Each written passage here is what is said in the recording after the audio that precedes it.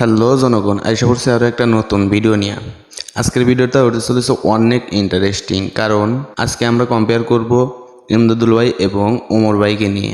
So guys, কথায় আছে না, যখন দুই দলের খেলোয়াড় দক্ষ হয় তখন খেলাটা দেখতেও অনেক মজার হয়। তো আজকে খেলা হবে টক করে। তো আজাইরা বকবক না করে চলেন ভিডিও শুরু করি। ওই ইন্ট্রো লাগা।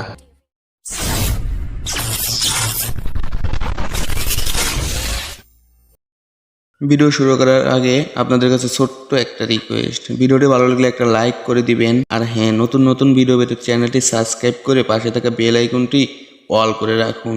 তো প্রথমে কথা বলবো আমি ওমর ভাইকে নিয়ে। আমাদের মধ্যে এমন লোক খুবই কম পাওয়া যাবে যে কিনা ওমর ভাইয়ের ভিডিও দেখে নাই বা ওমর ভাইয়াকে চিনে না। প্রথমে আমরা তার একটা ইমোশনাল শায়রি শুনে আসি।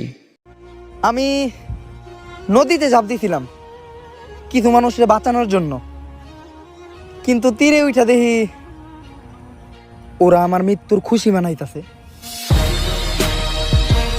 এছাড়া তিনি শুধু ইমোশনাল ছাড়াও ফানি, অ্যাটিটিউড ইত্যাদি ভিডিও তৈরিতে পারফেক্ট। চলেন তার আরো কিছু শায়রি শুনে আসা যায়। আমি নিজের হাতে যে জিনিসগুলো নষ্ট করছি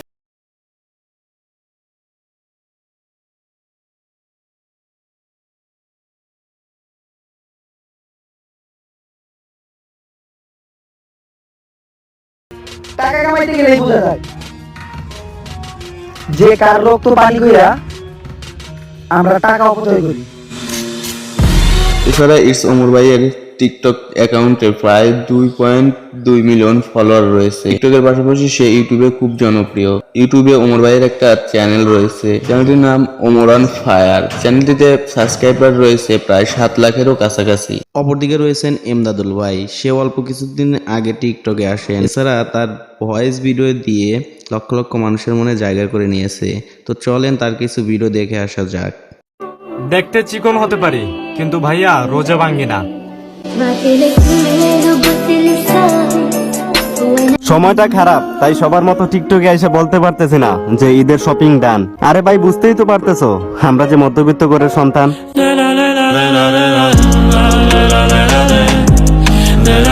জীবনে কত বন্ধু আইলো গেল, কিন্তু আমার জীবনে স্কুল লাইফের সেই হারামি বন্ধুগুলাই সেরা ছিল।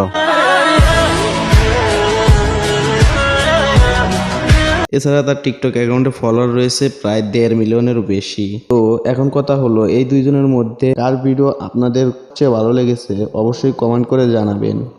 আজকের ভিডিও এ পর্যন্তই। সকলে ভালো থাকবেন, সুস্থ থাকবেন। তো দেখা হবে আর একটা নতুন ভিডিওতে। খোদা হাফেজ।